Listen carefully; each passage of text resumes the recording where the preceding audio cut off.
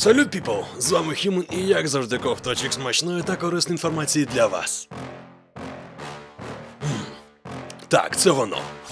Ну що, друзі, сьогодні я пропоную ознайомитись з топ-5 ігор, де ви зможете накостеляти і Путіну, і Кадірці, і іншим загарбникам нашої території. Звичайно, активні посилання буде в описі під цим відео, тож починаємо. Cage Crazy Dictator – це гра, де треба бити Путіна молотком, цеглиною та залізним кулаком. Тут божевільний тиран постійно змінює свою дислокацію, тож поцілити по диктатору треба у ту мить, коли він вилазить із свого бункера або з Кремля, психлікарні та інших місць. Ідея гри прийшла інді-розробнику, коли він сидів під острілами у підвалі свого будинку у Харкові. А я сейчас вам покажу, откуда на Беларусь готовилось нападение. Cage Crazy Dictator вже вийшло як на iOS, так і на Android. Ну, вже давненько, в принципі, але якщо ви не знали, будь ласка, можете спробувати. І, до речі, зібрані кошти з донатів, вони підуть у благодійний фонд «Паляниця».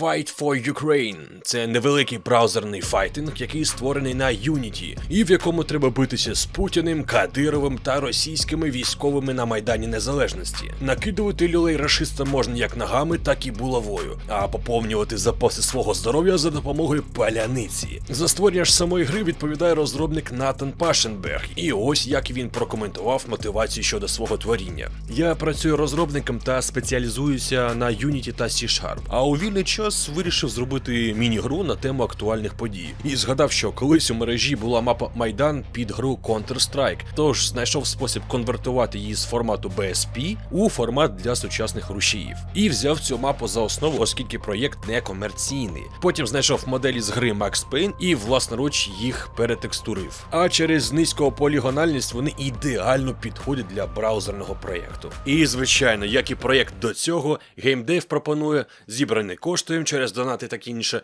надавати або на гуманітарну допомогу, або на Збройні Сили України. Ну а бити пику Кадірці та Путлеру можна з активним посиланням під відосом.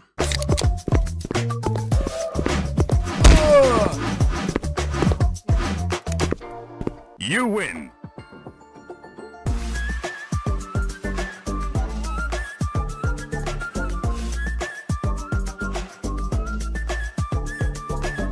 І якщо у попередній грі ви видавали відсіч окупантам на нашій землі, а саме на Майдані, то у цій отримаєте нагоду взяти до рук соняшник і відхлистати PvP пику самого ботоксного дідугана. Таким чином, хлопці з київської студії Native Game Studio вирішили дати українцям випустити трошечки пару. І ось як прокоментував створення цієї гри Олександр Чезганов, очільник студії. Провели брейншторм, обрали цю ідею як максимально зрозуміло кожній людині на землі та потенційно близько для багатьох. І вирішили, що навіть якщо масовості не доб'ємося, українці хоча б душу відведуть. Команда купила більшу частину готових асетів, проте в нас два програмісти створили цю гру всього за 3 тижні.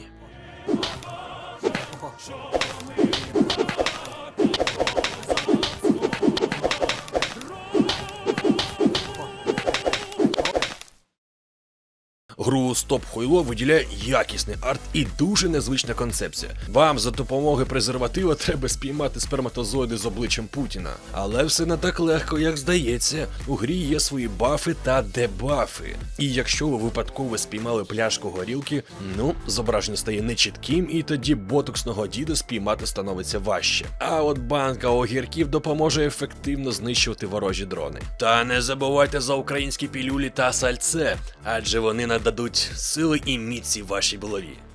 If you know what I mean.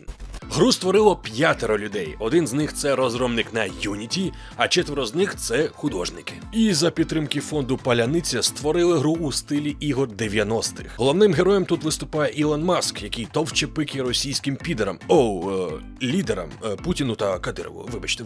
І до речі, спираючись на слова творців, то мета цієї гри була звернути увагу суспільства та світу. Щоб вся земна куля бачила, що коїть Оркостан з українською землею. Така от, друзі, невеличка невеличка підбірочка на сьогодні. Ну, може комусь допоможе, когось повеселить, комусь зніме напругу і таке інше. А може хтось задонатить у паляниці, хто зна. Тим не менш сподіваюся, що цей відос того вартий. Я вже робив до цього топ-10 ігор, тут зробив такий експромтом топ-5. Якщо вам сподобалось, напишіть, будь ласка, коментар, щоб я розумів. Бо ви мене просили робити таку рубрику у майбутньому. Але я побачив, що там переглядів невелика кількість, тож поки що сумніваюся. Але держу у розумі. Тим не менш, на цьому у мене для вас все, друзі. З вами, як завжди, був Хімон і, як завжди, кайфової вам гри.